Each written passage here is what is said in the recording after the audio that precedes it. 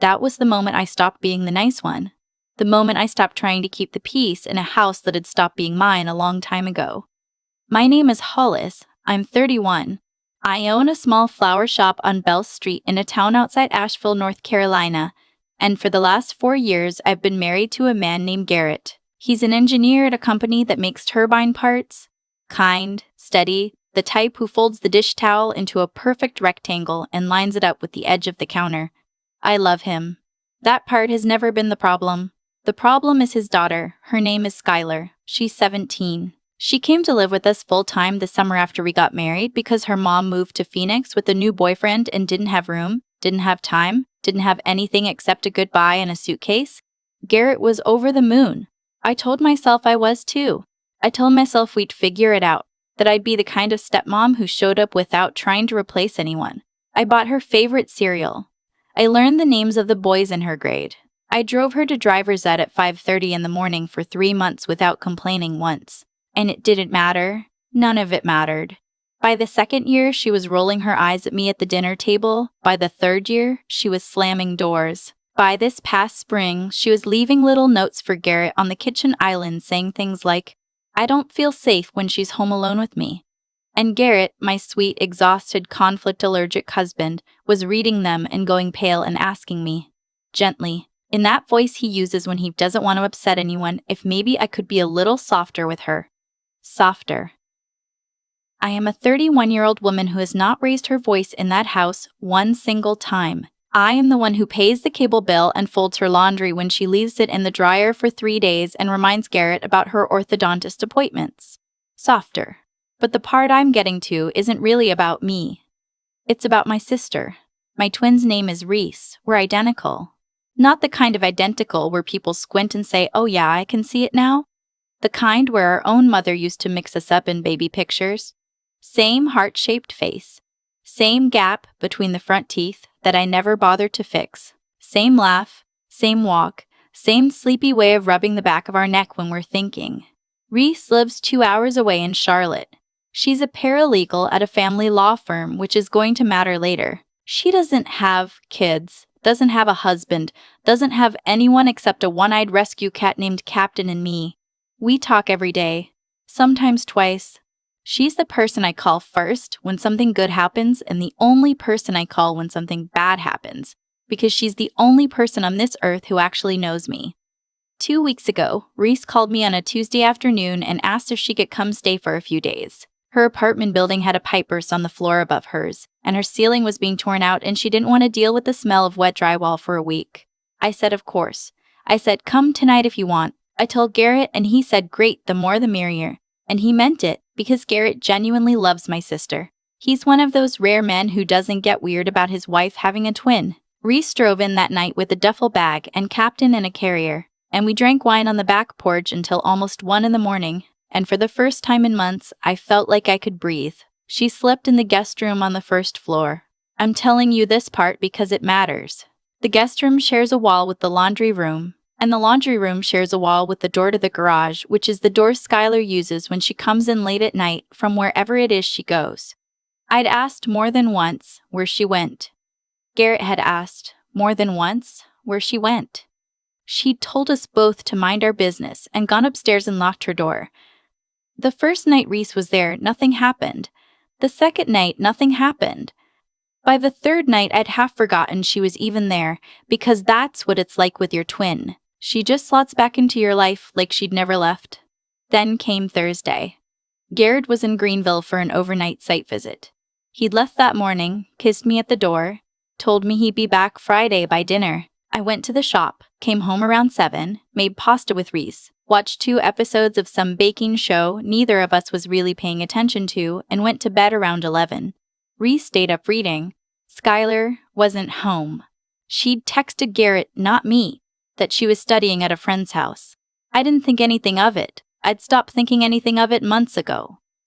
At 2:17 in the morning, I woke up because someone was screaming. I want you to understand something. There's a difference between a yell and a scream. A yell is a sound a person makes on purpose. A scream is a sound that gets ripped out of you. What I heard was a scream, and it was coming from downstairs, and it was in my sister's voice. I don't remember getting out of bed. I remember my feet hitting a hallway runner, and the way the wood floor was cold and the way I was already saying her name before I even got to the stairs. Reese, Reese, Reese. The guest room door was open. The lamp was on. My sister was on the floor between the bed and the dresser, holding her face with both hands, and there was blood on the cream-colored rug. A lot of it, because the human face bleeds like a faucet when you hit it hard enough. And standing over her with one hand still in a fist, and the other holding what I eventually realized was the brass lamp from the hallway table was Skylar. Skylar's eyes were huge. Her hair was wet. She'd been crying or sweating or both. The lamp was dented. Reese was making this small wet sound into her palms. This that wasn't really crying. It was something else. Something that comes after crying. Skylar saw me in the doorway and dropped the lamp. I will remember her face for the rest of my life. She was looking at me like she was seeing a ghost, like the math wasn't working. Her mouth opened and closed and opened again, and what she finally said was, very quietly, "You're upstairs." That's what she said. "You're upstairs." I went past her without touching her. I knelt down next to my sister, and I pulled her hands away from her face, gently, and her left eye was already swelling shut, and her bottom lip was split in 2 places, and there was a cut across her cheekbone where something, the lamp probably, the edge of it, had caught the skin. She looked at me and tried to smile, and the smile broke, and she just put her forehead against my collarbone and started shaking. Behind me, I heard Skylar say my name. Hollis. Hollis. Wait, I thought. I turned around. I was still on the floor. I looked up at this 17-year-old girl who'd been wearing my soap and eating my food and sleeping in my husband's house for 3 years. And I said, in a voice I didn't recognize, "Get out of this room." She got out. I drove Reese to the emergency room myself. I wouldn't let her sit in the passenger seat alone. I made her lie down across the back with a folded sweatshirt under her head, and I drove with one hand on the wheel and one hand reaching back to hold her ankle. Because she'd asked me to. Because she said she needed to know I was still there. The ER was almost empty at 3 in the morning. The triage nurse, a woman in her 50s with kind eyes and a name tag that said Wanda, took one look at Reese and stopped asking questions and just took us back. They did a CT scan because they were worried about her orbital bone. They put 4 stitches in her lip and 3 in her cheek. They gave her something for the pain and something else for the swelling. The doctor, a tired-looking man in his 40s, came out into the hall when Reese was finally sleeping and asked me if I wanted to call the police. He said it gently. He said it the way you say something to a person you think might not be ready to hear it. I said not yet. He nodded like he understood. He said, "Whoever did this hit her more than once. I want you to know that. There's a pattern of bruising on her forearms that's consistent with her trying to block her face. Whoever did this kept hitting her after she was already down." I sat in the chair outside her room until the sun came up. I didn't cry. I'll tell you the honest truth, I didn't feel anything yet, because feeling was going to be a luxury I couldn't afford, not until I figured out what I was going to do. By the time the sky was pink, I had made 3 decisions. The first decision was that Garrett was going to know everything, but not yet. Not over the phone. Not while he was 200 miles away and couldn't see his daughter's face when I asked her my questions. The second decision was that Skylar was not going to lie her way out of this one. She'd lied her way out of the broken vase last fall. She'd lied her way out of the missing $200 from my wallet in February. She'd lied her way out of the dent in the side of my car that she swore she didn't put there, even though her friend Macy told her boyfriend, who told my neighbor's son, that yes, she had. I was done with the lying. The only way to be done with the lying was to make her tell the truth in a situation she couldn't wriggle out of. The third decision I made, looking at my sister through the glass of that hospital room door, watching her sleep with her good eye closed and a bandage taped to her cheek, was that I was going to find out exactly why a 17-year-old girl had walked into a guest room in the middle of the night and beaten my twin sister with a lamp. Because she hadn't gone in there at random. You don't carry a lamp into a guest room at 2 in the morning by accident. You bring a lamp because you mean to use it. I brought Reese home at 9 the next morning. Skylar was sitting at the kitchen island in the same clothes from the night before, picking at a piece of cold toast. She'd been crying. Her eyes were swollen and her hair was in a knot at the back of her head. And when she heard the garage door open, she stood up so fast her stool tipped over. I walked Reese past her, slowly, so Skylar would have to look. So she'd have to see what she did. Reese kept her good eye down. She let me lead her up the stairs to the master bedroom, our bedroom, mine and Garrett's, and I put her in our bed with the blackout curtains drawn, and I sat with her until she fell asleep again. Then I went back downstairs. Skylar was sitting on the floor of the kitchen with her back against the cabinets. The toast was still on the counter. She looked up at me and she opened her mouth, and I held up one hand. "Don't," I said. "Don't say anything yet. I want you to sit there and listen to me." She nodded. I sat down on the floor across from her. The kitchen tile was cold. I remember thinking that the tile was cold and that I was wearing leggings from the night before and they had blood on the knees from where I'd knelt next to my sister. "Why did you go in that room?" I said. It wasn't a question. It was a statement with a question shape. She started crying.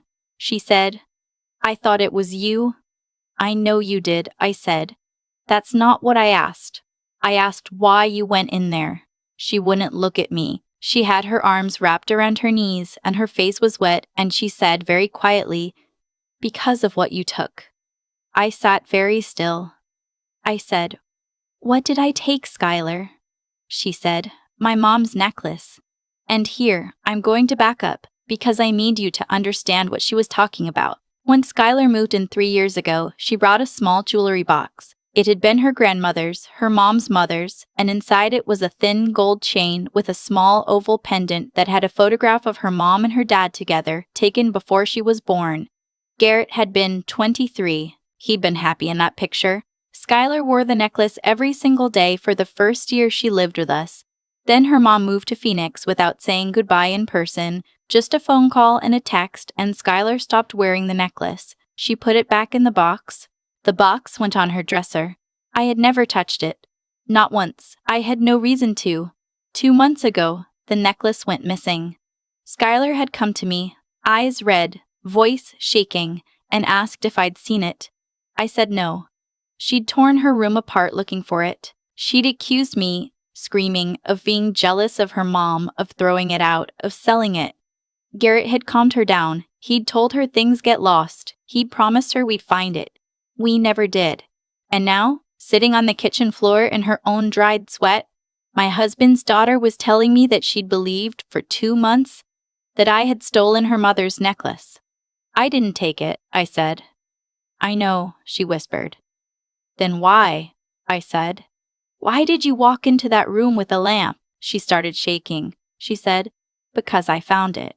She'd found it the day before, in the bottom of her own laundry basket. She didn't know how it got there, she said, but she'd found it, and she'd realized that probably it had fallen off her dresser into a pile of clothes weeks ago, and she'd been hating me for 2 months over nothing.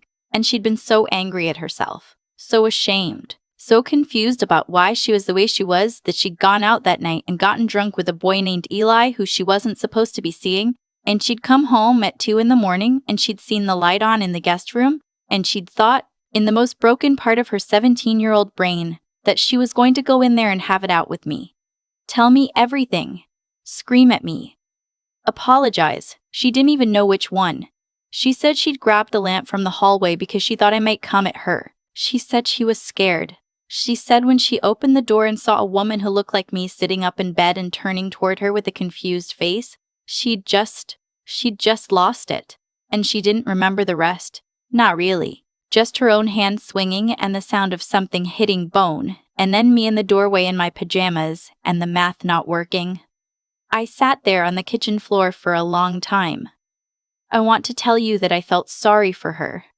I want to tell you that I'm a bigger person than I am, but sitting there listening to her cry about how confused she'd been, I kept thinking about my sister upstairs with stitches in her lip. My sister who had nothing to do with any of this.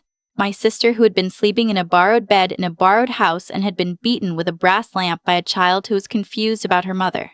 I said, "Stand up." She stood up. I said, "Go to your room. Don't come out. Don't text anyone. Don't call your father. I am calling him now, and I am telling him everything, and we are going to deal with this when he gets home." She nodded. She started to say something. I shook my head. She went upstairs. I called Garrett from the back porch. I told him every single thing. I told him what Skylar had done. what she'd said, what the doctor had told me about the bruises on Reese's forearms. I told him I was not making any decisions until he got home, but that I needed him to leave right now, that I needed him to drive home this morning and not Friday, and that I needed him to understand that what he came home to was going to require every ounce of him.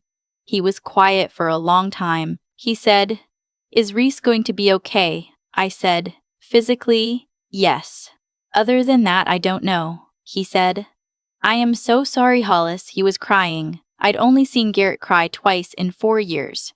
Once at his grandfather's funeral, and once when I told him I'd had a miscarriage at 9 weeks, 2 summers ago. This was the third. He got home at 1 in the afternoon. He went upstairs first. He sat on the edge of our bed and he held my sister's hand and he apologized to her, properly, the way a grown man apologizes for something that wasn't technically his fault, but happened in his house to a person who trusted him. Reese cried. He cried. I stood in the doorway and watched them and tried not to fall apart. Then he went to Skylar's room. I don't know everything they said. I only know what he told me later.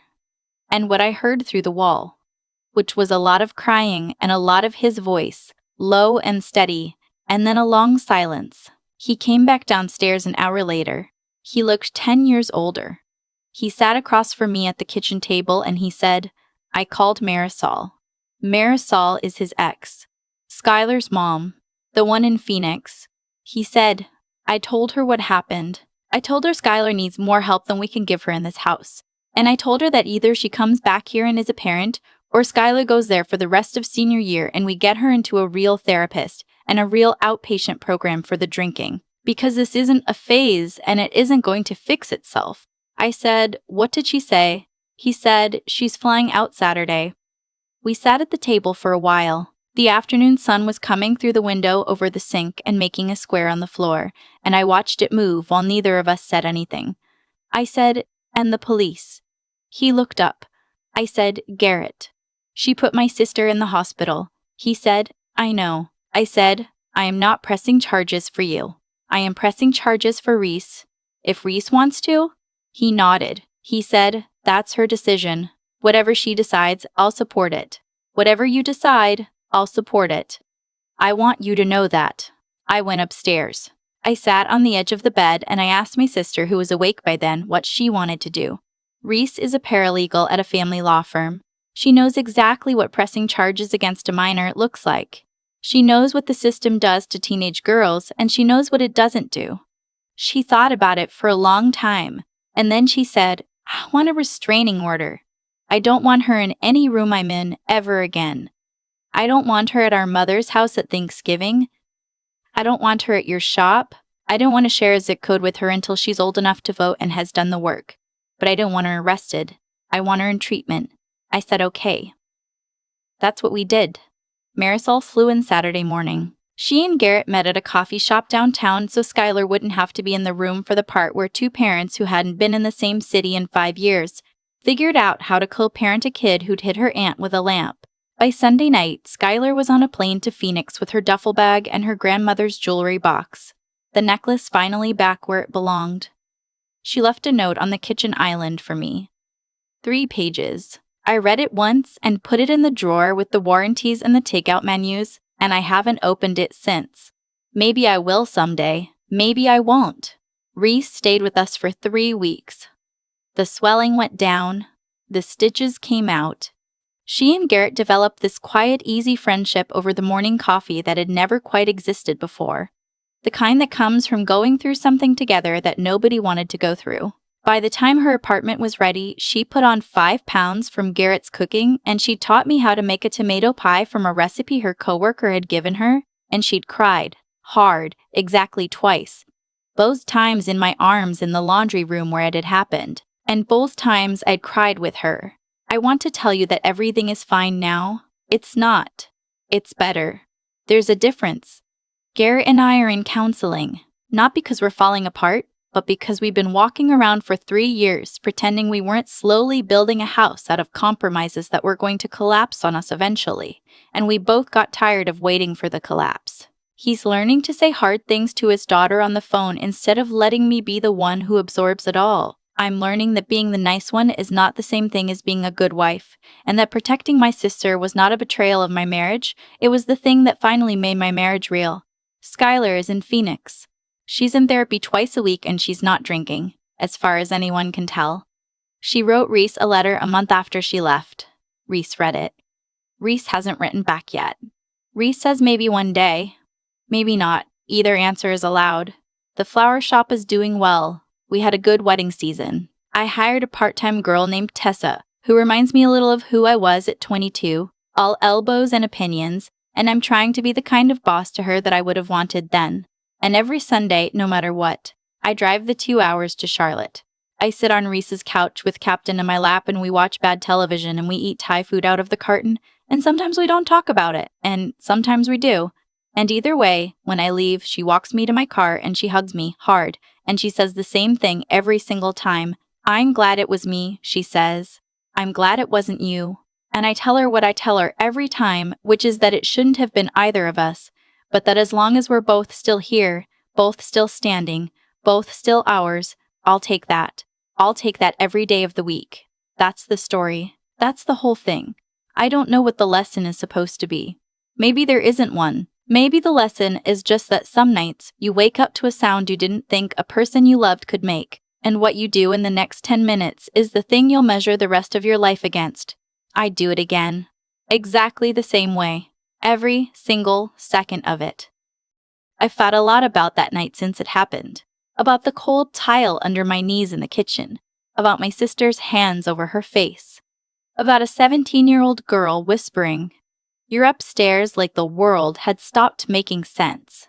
And what I keep coming back to is this. Every single thing that went wrong in my house went wrong because somebody chose the easy version of a hard thing.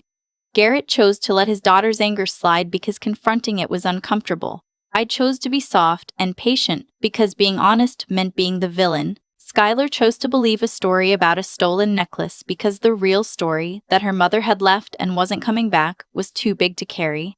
3 people in one house, all picking the lighter end of the truth, and the bill came due at 2 in the morning in the guest room. That's what people don't tell you about cause and effect inside a family. It doesn't show up the day you make the small wrong choice. It shows up months later, with somebody bleeding on a rug. I'm not going to pretend I learned some grand lesson. I'm a woman in my 30s with a flower shop and a husband and a sister I almost lost. What I learned is smaller than that, and I think more useful. I learned that being a good person is not the same thing as being a quiet one. I spent 3 years swallowing things in my own house because I thought silence was kindness. It wasn't. Silence was just me asking my sister, eventually, to absorb what I wouldn't. When you don't say the hard thing on a Tuesday, somebody you love pays for it on a Thursday. That's not karma, that's physics. I learned that intelligence in real life looks like asking one more question before you act. Skylar didn't ask. She believed a story she'd told herself about who took her necklace, and she walked into a room with a weapon. And that single missing question, did I actually look in my own laundry basket, cost my sister 4 stitches in her lip and a year of nightmares she's still working through. And I learned what real strength is. It's not what I thought. It isn't yelling back. It isn't winning the fight. It isn't getting even. Real strength is what my sister did the next morning when she chose a restraining order instead of a criminal record for a 17-year-old. She had every right to ruin Skylar's life. She didn't. Not because she's a saint. Because she's the kind of person who can hold 2 things at once. Her own pain and somebody else's chance to grow up. And not drop either one. If I could go back and tell the version of me who was making coffee that Thursday morning anything, I'd tell her this. The people you love do not need your softness. They need your honesty. Give them the harder gift. Give it early. Give it before 2 in the morning. I gave it late. But I gave it. And we're still here.